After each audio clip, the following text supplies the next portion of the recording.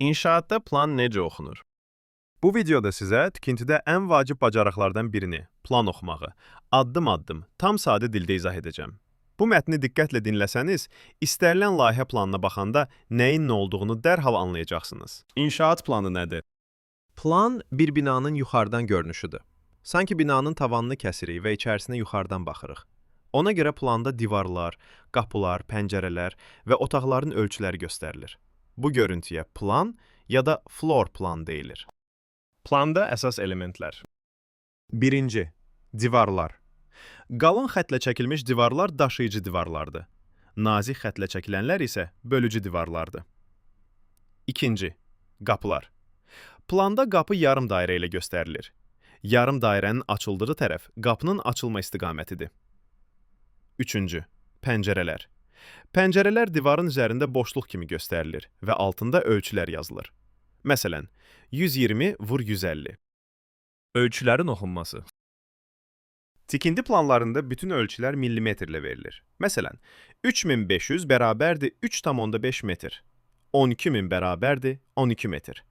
Ölçülər adətən divarın xaricindən xaricinə verilir. Bunlara overall dimensions deyilir. Otaq adları və sahələr. Hər otağın içində onun adı yazılır. Yataq otağı, salon, mətbəx, hol və s. Bəzən otağın sahəsi də göstərilir. Məsələn, 12,4 kvadrat metr. Planlarda kodlar, yəni hündürlüklərin oxunması. Planlarda kodlar, yəni hündürlüklər çox önəmlidir. Plus 0,00 binanın əsas döşəmə səviyyəsidir. Məsələn, plus 2,800 tavan hündürlüyünü göstərir. Mənfi 0,50 pilləkən və ya çökəklik səviyyəsi ola bilər.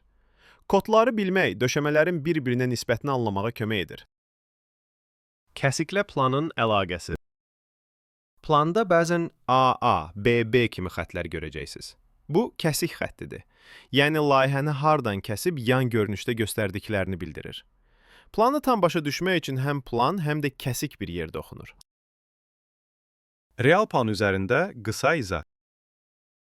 İndi təsəvvür edin ki, qarşımızda bir plan var. Giriş qapısını görürük. Açılma istiqaməti yarım dairə ilə göstərilib. Onun yanında hol var. Sağda mətbəx, solda sanitar qovşaq. Divar ölçülərini, pəncərə ölçülərini və otaq sahələrini oxuyuruq. Eyni zamanda artı 0,000 kodunun harda olduğunu təyin edirik. Bu, plan oxumağın əsas məntiqidir. Yekun nəticə. Plan oxumağı öyrəndikdə, tikintidə qarşılaşdığınız bütün çertyojlar sizə daha aydın gələcək. Bu, hər inşaat mühəndisinin bilməli olduğu baza bacarığıdır. Növbəti videoda isə sizə kəsik və fasadların necə oxunduğunu izah edəcəm. İzlədiyiniz üçün təşəkkür edirəm. Dəstək üçün kanala abunə olmağı unutmayın.